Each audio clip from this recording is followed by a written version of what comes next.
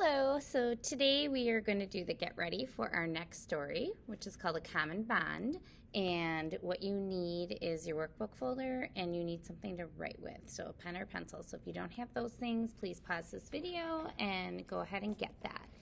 So the first thing that I want you to think about is what you saw yesterday in the video about the teens in the New York City school, and how those immigrants might have some challenges that they face, but they're in America and they're gaining some friendships.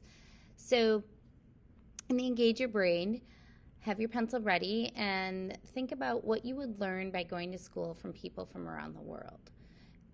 We're going to discuss this later, so just jot some few notes in that blue section or a little bit farther down right in here. Just a few things about what you would learn from being at a school with people from different countries. If you need to, please pause the video. Analyze the text elements. So here, just to review, this isn't anything new. We are focusing on informational text, which provides facts. It might have some specific features like charts and graphs, subheadings, things like that. And our story is going to have that, and it is going to be divided into sections. Part A is called The Second Home. There will be some graphic features like this pie graph here. And you should make sure, sometimes students when they're reading nonfiction, they may skip some of those graphic features. They add a lot to the story, so do not skip them, read them. They're very important. It actually can help you understand the story a little bit better. All right, let's turn the page. Annotating, we've talked about that, and we'll do that as we read the story, so we're going to skip that part. This is where you will need something to write with again. So there are some vocabulary words that I want you to be prepared with. So looking at the words eligible, assimilate, capitalize, and unrest, mark the words that you feel that you really know. I want you to take some time.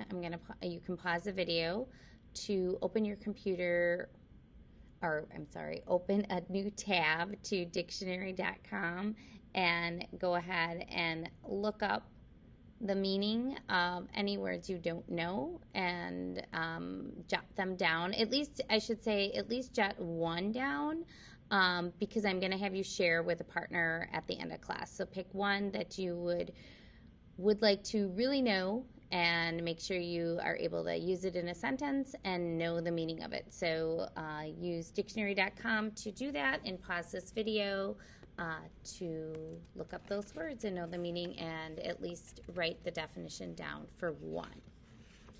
Okay, you can pause the video. All right, our author is Brooke Hauser, and you can go ahead and read that section on her.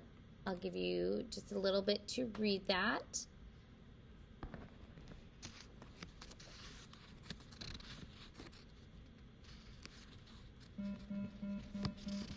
Good morning, staff. We're going to have a brief stand-up meeting in the library at 7:25. I know people are just arriving, so you can let them know. But again, we're going to have a brief stand-up staff meeting at 7:25 in the library. Thank you. Alrighty, so you got to hear that announcement before school. We're going to turn all the way to 2:44. If you're still reading, you can pause the video. All right, you will also need a pencil for this one, or a pen. So expand your vocabulary here. 1 through 4, you're going to be working on those words that you just looked up in the dictionary. So if you didn't do that and you're not sure what they are, you can go ahead and spend some time doing that, because you are going to select the correct answer that fits the word in the sentence. Now sometimes go ahead and pause the video to do that if you need to. The next section is multiple meaning words on the bottom. Welcome back. If you paused the video, if you didn't, please do so to complete that top section. So as we know, sometimes words have more than one meaning, and you want to use context clues, which are the words or sentences paragraphs, punctuation, everything in the writing that helps you understand what that word means. So in the example below from the story you're going to read, learning a language is identified as something new immigrants conquer. So one meaning of conquer is to defeat in war, but the context helps you understand that the intended meaning in this sentence is to overcome. They're not fighting an actual war.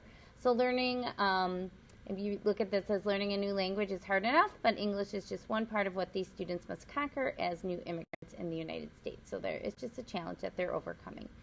So to apply this, you have 2 sentences, and so I want you to use your context clues, what you have learned from the previous activities on these words, looking them up, doing the practice and apply section right above this, and answer 1 and 2 for practice and apply. So at the end of class, we'll go through all of these answers, and you will share one of the words with a partner.